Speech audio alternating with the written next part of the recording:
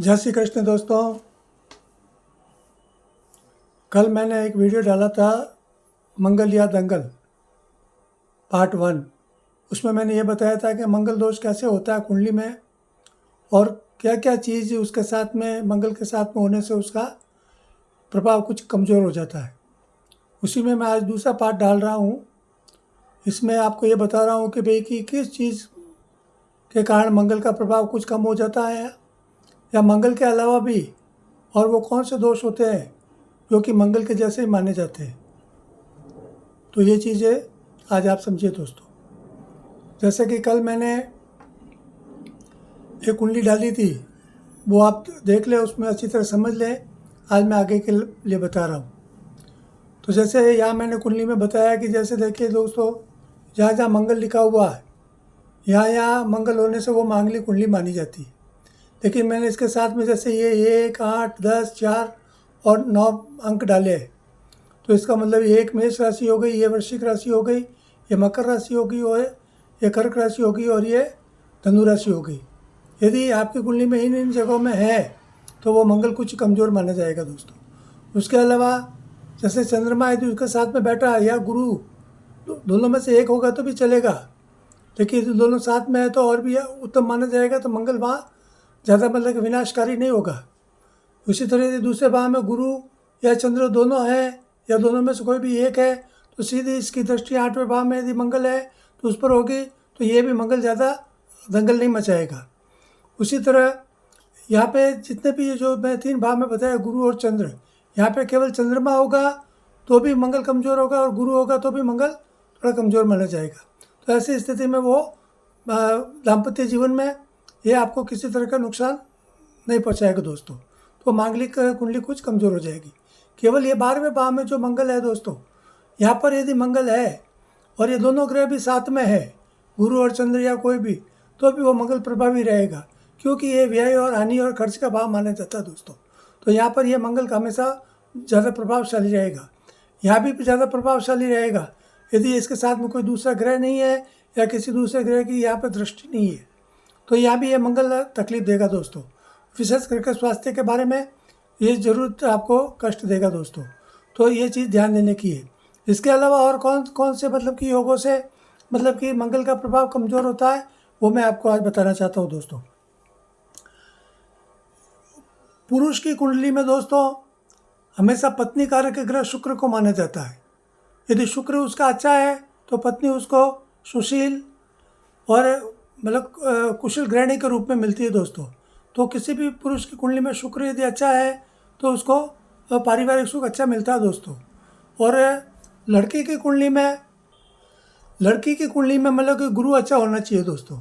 गुरु पति कारक माना जाता है लड़की की कुंडली में।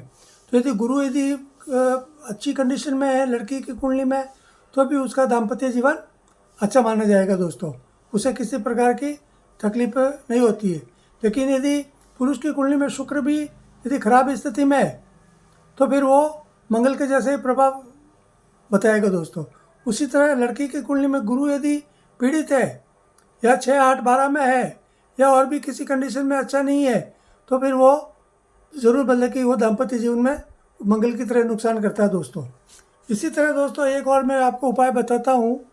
मान लीजिए आप चाहे लव मैरिज करना चाहते हैं या अरेंज मैरिज करना चाहते हैं, यदि आप कुंडली मिलाते हैं, ये तो मैंने मंगल के बारे में बताया।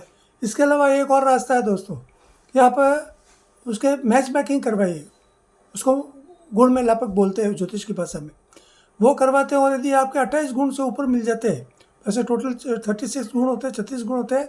36 गुण सभी के कभी नहीं मिलते, कोई कभार कोई लाखों में एक आध होता है, उसी के 36 गुण मिलते हैं दोस्तों।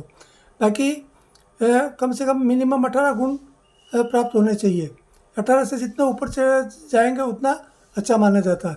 तो लेकिन यदि मान लो किसी की कुंडली में मंगल है या दूसरे और भी कोई दोष है, जैसे गुरु पीड़ित है लड़की की कुंडली में या लड़के की कुंडली में शुक्र पीड़ित है और मंगल भी मान लो नहीं है या मंगल है, तो उसमें क्या है, यदि आप मैच मेकिंग करेंगे तो उसमें 28 गुण से यदि ऊपर आपको मिल जाते हैं 28 पॉइंट, तो दोस्तों फिर किसी गुण और दोष को देखने की ज़रूरत नहीं। आप आँख मूंद कर वो संबंध आप बना सकते हैं, चाहे आप लव मैरिज करें चाहे अरेंज मैरिज करें। वो आप बेखौफ होकर मतलब उस रिश्ते को आप आगे बढ़ा सकते हैं दोस्तों। ये एक चीज़ है दोस्तों। इसके अलावा जो ये 7वां भाव होता है दोस्तों, ये जो 7वां भाव, इस 7वें भाव में यदि मान लीजिए राहु है, केतु है, शनि है और सूर्य है, यदि वो भी है तो भी मतलब कि आपको पति पत्नी के या दाम्पत्य जीवन में या प्रेमी प्रेमिका के लाइफ में आगे चलकर वो जो मंगल के जैसा ही नुकसान होता है दोस्तों, उसी तरह मतलब उसको पीड़ा पहुँचती है। पहले पहले नहीं होता है, लेकिन जैसे आप शादी ब्याह कर लिए, मैरिज कर ली, लव मैरिज कर ली, उसके बाद में फिर उसका प्रभाव वो सामने आता है। तो ये चीज़ भी देखने की होती है। या 7वें भाव में यदि किसी का राहु है, मंगल है, शनि है और केतु है और सूर्य है, वैसे सूर्य कम मतलब नुकसान करता है, बाकी राहु, केतु, शनि और ये मंगल, ये तो यदि यहाँ पर है तो ये जरूर तकलीफ उसी तरह मंगल की तरह मतलब उनकी तकलीफ होती है दोस्तों। तो ये देखने की खास ज़रूरत है दोस्तों। इसके अलावा दोस्तों, मंगल यदि मान लो किसी भी कुंडली में मंगल यदि मतलब कि अस्त है, अस्त मतलब किसी कम डिग्री का है, जैसे 5 डिग्री के आसपास का है, तो वो भी मतलब कि कमज़ोर माना जाता है दोस्तों। तो वो मंगल प्रभावशाली नहीं माना जाता।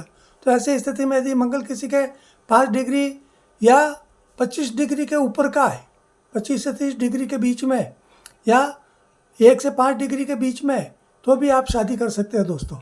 उसमें भी आपको कोई तकलीफ नहीं आएगी, क्योंकि वो फिर वो जैसे 25 से 30 डिग्री का जो मंगल होता है वो एकदम मतलब कि वृद्ध माना जाता है, वो ओल्ड मैन माना जाता है।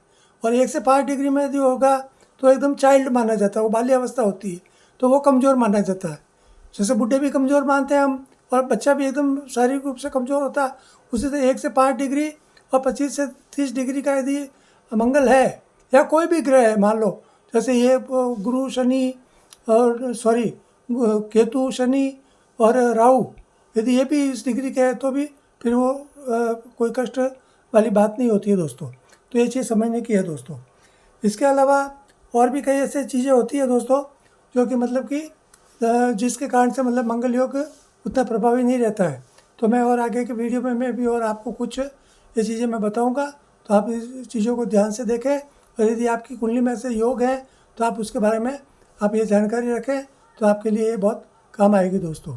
और एक दोस्तों, अंत में एक निवेदन करना चाहता हूँ दोस्तों कि कृपया मेरे YouTube चैनल को सब्सक्राइब करें, लाइक करें, अपने परिवार में, अपने मित्रों में या जान पहचान वालों में भी इसका कुछ प्रसार करें, ताकि मुझे कुछ प्रोत्साहन मिले दोस्तों। और यदि आपकी कोई भी जीवन में अष्टों के मतलब कि ज्योतिष के बारे में कुछ भी कोई समस्या है, कोई भी आप उसका निवारण चाहते हैं, कोई सलाह लेना चाहते हैं, कोई भ्रम निवारण करना चाहते हैं, तो आप मेरे व्हाट्सएप चैनल में आकर मुझे आप अपना बायोडाटा भेजिए।